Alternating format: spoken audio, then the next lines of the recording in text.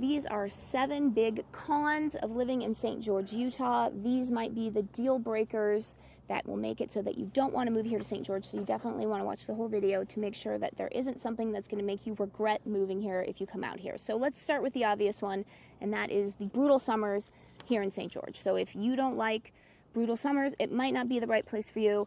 Although we do have a good friend who hates the heat, and he said that St. George gave him everything he ever wanted in life. So we can all, everyone has a different level of tolerance, right? So I guess if you can tolerate the hot summers and obviously just kind of plan around it, great. But if you actually like the cold year-round, this is definitely not the place for you. Yeah, and I will say, people think St. George is as brutal as Vegas. They think it's as brutal as Phoenix. It's actually not. We're slightly more mild than both of those areas. I'd say our summer is probably about a month shorter than those two cities, and we're probably about 5 degrees less than those two cities depending on the day. So yeah, so we'll have a caveat to that where, okay, one, obviously the rest of the year is actually very mild. So we have about 2.5 to 3 months where it's hot, and there's no other good way of getting around it. But the rest of the 9 to 9.5 months is actually really pleasant, super pleasant actually.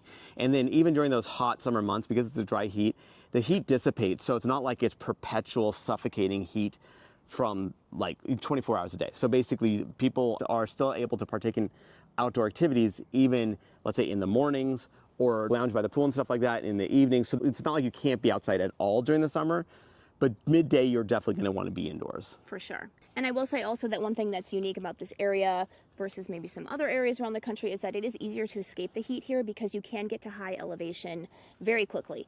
Not to say that, when it's 110 here, 90 degrees up in Pine Valley still isn't hot. It still is hot, but it's way cooler than what you're used to.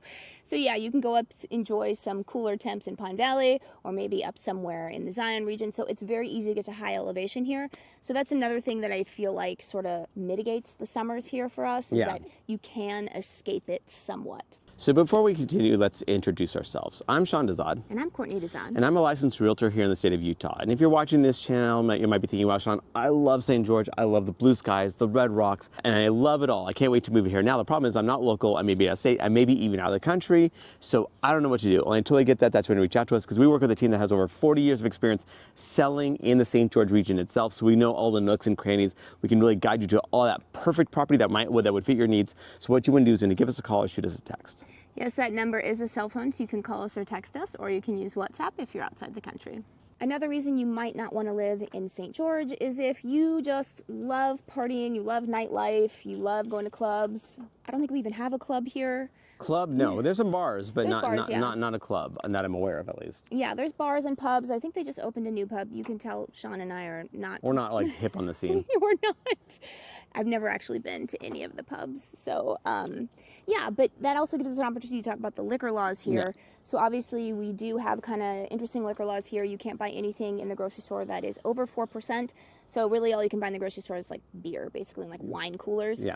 And then for everything else, you have to go to the state liquor store, which is a lot more expensive because it is taxed very high. And then also they're closed on Sundays, and then any holidays, the state liquor store is closed. So yeah, it's just one of those things where, I mean, again, plan accordingly as far as if you like to drink a lot, but it's not a dry state like it used to be. Actually way worse. Yeah. But they've definitely loosened things up. It's obviously not as loose as other places around the country for sure. Yeah, and it's not like you can't go to a restaurant and get a glass of wine or maybe even a nice cocktail or anything like that. There's actually quite a few restaurants that do that kind of stuff. It's just that if you love clubbing, Vegas, which is about an hour and 45 minutes down the road, might be a better fit for you because there you can club every day, 24 hours a day. Another reason that you might not want to move here is that I will say the job opportunities here for high-paying jobs are definitely more limited than you would get in a larger city. Salt Lake City, Utah is kind of famous, at least right now, for having a really booming economy, but that's all in Salt Lake City. Not to say that there aren't some jobs here, but just anecdotally speaking, the people that we know around here that do really well financially, they're all entrepreneurs. Yeah, I would say corporate jobs, like it's just like, not that they don't exist, it's just there's less of them. Obviously, there are hospital jobs, of course, that are high paying. So there's, lots of doctors that move out here, of course, as well. It's just that the sheer variety and the quantity of like jobs like that are just not that much. A lot of people here are either doing entrepreneurial route, they're doing remote work, they're doctors, that kind of thing.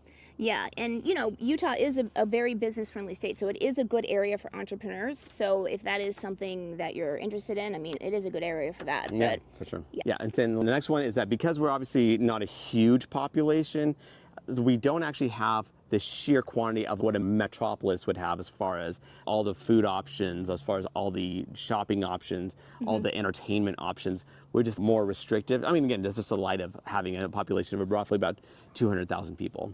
Yeah, so it's not to say that, day to day, you're totally fine. We have a Costco, soon to get another Costco. We have all the big box stores.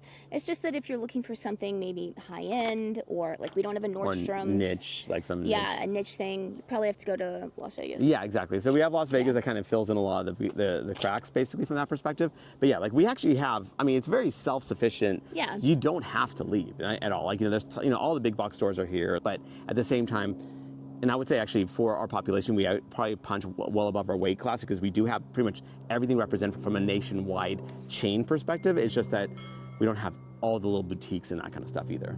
And then in terms of dining, if you are a foodie, we actually have known people that have come here and said they can't live here because of the food. That was a few years ago though. The food has gotten a lot better here, I would say. I would say that, maybe 5 years ago, it truly was a food desert here. It definitely has gotten a lot better if you are a foodie. So it's not like you're going to find everything you want here, though. If you love a certain type of food, a certain variety, you're probably going to have to go to Vegas for that. So, yeah, exactly. It is what it is. It's getting better, though. I will say it's getting a lot better every year, seemingly. Yeah, and actually we're making a request to uncover these gems in a future video where we can actually promote these restaurants that are doing some really good work, but at the same time, it's not like it's everywhere, right? Like, so it's not, just trip and fall and go into a nice food place. So these next two are going to sound a little bit strange because they're kind of the opposite. But, everyone's different. Everyone's looking for a different thing. So I will say that for some people, St. George might just be a little bit too small. Now, I know there's going to be some old timers around here. They're going to be shocked and say, oh, St. George is too big. It's been ruined. It's not what it was 30 years ago. But there are different perspectives.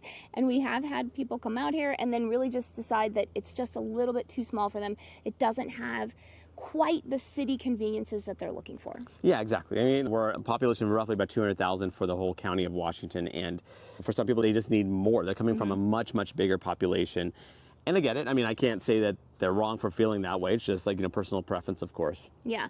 And then I will say on the flip side, some people, they want to move to a small town. St. George is no longer a small town. So if you're looking for a small town, that's not what St. George is anymore. Although I will say that one nice thing about St. George is that on the outskirts, you do have some small towns that are maybe, 30 minutes to an hour away from downtown St. George, where you feel like you're in a small town, but you are close enough to the city conveniences where you kind of can have your cake and eat it too. Yeah, you're not so far, because there's like these other towns on the outskirts like Leeds, Tokerville, Virgin, like Harmony. Rockville, New Harmony, so, and then even like, let's say St. George, maybe 20 years ago in Hurricane, right? Because this Hurricane has about a quarter of the population of St. George. So you have that ability to kind of not necessarily be in St. George, but move out just again, like 30 minutes or so, plus, or more.